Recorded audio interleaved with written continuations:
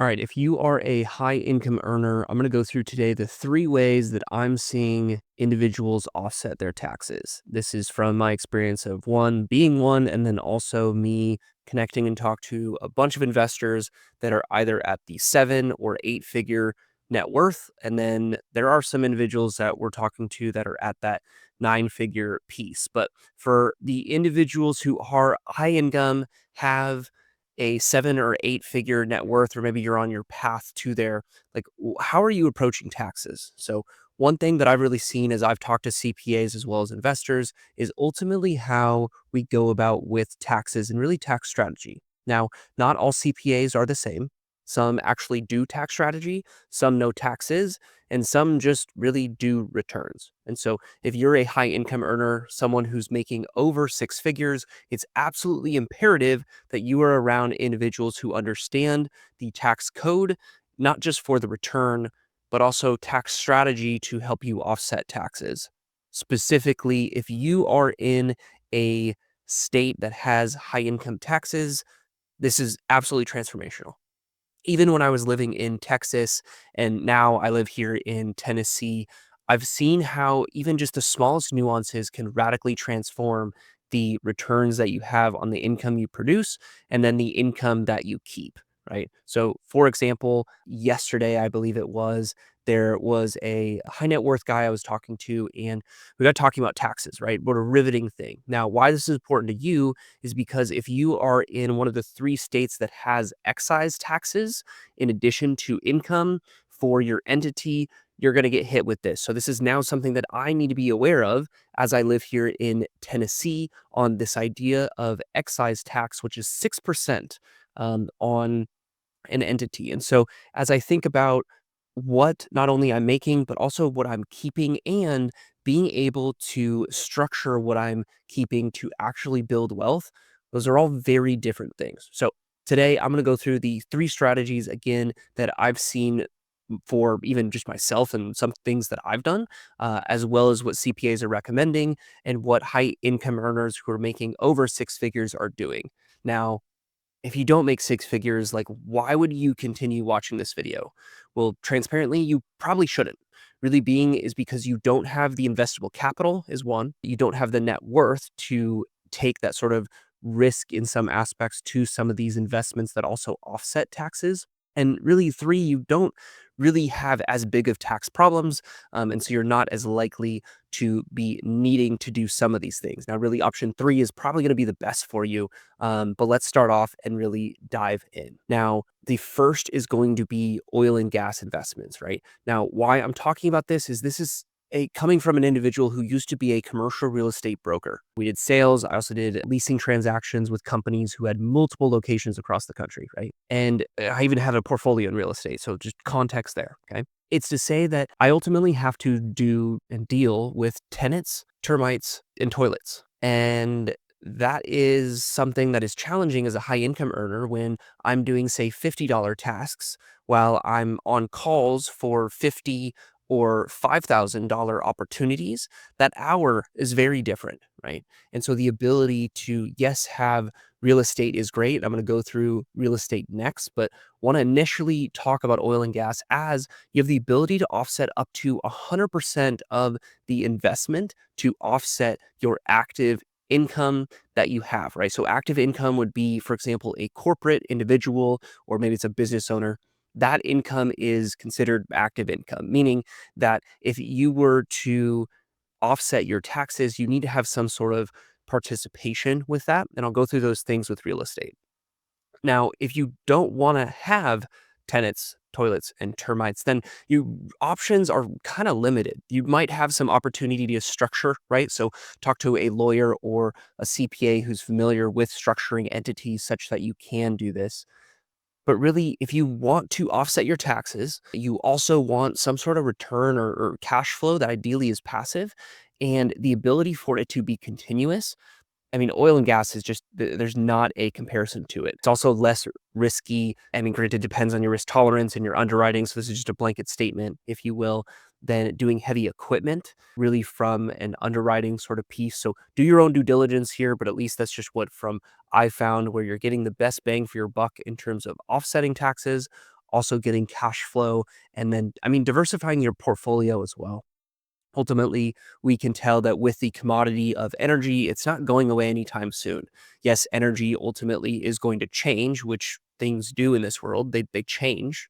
However, it's important to recognize that, petroleum and oil and gas is a natural part of our economy, and especially over the past couple years, it's that energy within oil and gas is going to stay prominent, right? So it's not going away. Now, there's different types of oil and gas investments that you can make. So, continuing education about that. And I wrote an ebook on some of those different types, as well as how you would go about investing in those. That's something that, as managing partner at Sandstone Group, we have worked with, some of the top operators who have different tax advantaged options for you as a high income earner, as well as, having that cash flow that we've done the initial underwriting with. So you as an investor have at least comfort to know that someone else has looked at it. And so now you would take your own risk tolerance and underwriting approach to understand, if it would fit what is in your portfolio. Now, for the most part, oil and gas investments are going to have a minimum of $50,000 that you would need to invest, and you typically need to be accredited. Accredited basically is there's three different ways to be accredited. First is really going to be based on income. So you're making at least $200,000 as an individual, and you are likely to continue to make that. Or if you're a couple, it would be $300,000. You could also have a net worth that is more than $1 million. It just cannot include your primary residence. And then now the ability to, take a test or be licensed, that's another way to be accredited. So that would be if you are accredited, you have a large tax bill specifically because you're a high income earner making a couple 100,000 or even seven figures plus a year, you're going to have large taxes that ultimately by investing, you can not only offset your taxes, right? But also get that passive cash flow. And what I mean by passive cash flow essentially is most often than not, you're not going to have to check every single day if something is done, right? And I say that with all due respect to the lovely short-term rentals that I have, that I have constant things that I need to do, right? And that's a challenge as a high income earner where I need to balance again those kind of $50 tasks versus those $5,000 and $50,000 conversations within the same hour. Now, if you're not used to oil and gas, you haven't been educated on it, you haven't downloaded the ebook, you're completely against it. I mean, really, another opportunity is going to continuously be real estate. Now, real estate, there's a ton of different ways that you could purchase, whether it be residential or commercial.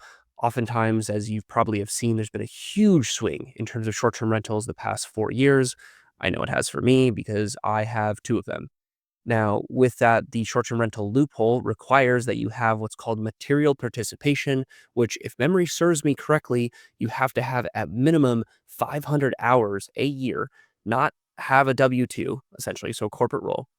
And you have to do more work than other people, right? In order to have that ability to offset active income, to take those passive losses. Again, there's a difference between active income and passive income. I'm not going to go through that specifically here through this webinar, but talk to your tax professional, or if you're looking for a tax professional, I have a seasoned group of tax professionals who know alternative investments. Alternative investments are things like real estate, like private equity or debt or oil and gas, even crypto. So if you're looking for a new CPA who actually gets it and understands and speaks your language, let me know and I can introduce you to a slew of them. Now, again, as we think of real estate, another opportunity to offset taxes is going to be what's called a cost segregation study. We're basically accelerating the depreciation of the asset to then offset your taxable income. Now, this is something that you need to pay for. If I recall, it was either like 2,500 or 3 grand for the ones I've done. Now, granted, that's my memory, and I've seen a number of things since then. So definitely talk to individuals who do cost studies. I have an amazing recommendation through Sean. He's absolutely incredible. Really enjoy him and the service that he provides. So I could even tag him on this video if you're looking for someone for cost segregation. So those are just a couple ways. The biggest challenge again with real estate is kind of the mindset as well as the tenants, termites, and toilets sort of aspect. Granted, there are some advantages where you do have an asset that's continuously being paid down. in different market changes, that asset could be worth less. So again, really just depends on your risk profile and time dedication and really what you're solving for. Now, that's just a short and sweet with real estate. I could go on about this from my career and personal experience, but really there are other options that are more again for individuals who may not have as high of incomes. And that's going to be, with HSA, 401k, Roth IRA, kind of backdoor sort of options to then create some of those systems. Now, the one thing I will say about this is this oftentimes tends to be something that CPAs who are very novice and new to the alternative investment space or really frankly have no clue. They're going to suggest, as well as financial advisors. Keep in mind the definitions all over the board, but I'm defining a financial advisor who does stocks, bonds, mutual funds, and life insurance, right? They are not a wealth manager who has the ability to do alternative investments on their platform or private placements, which are in the marketplace. A real estate syndication or an oil and gas, investment opportunity typically would be considered, a private placement or something that would be on their platform, right? Now, the reason why oftentimes you have individuals who are suggesting to do these things is one, it does prepare you for retirement. Don't get me wrong, that retirement is also probably 10, 20, 30 plus years down the road.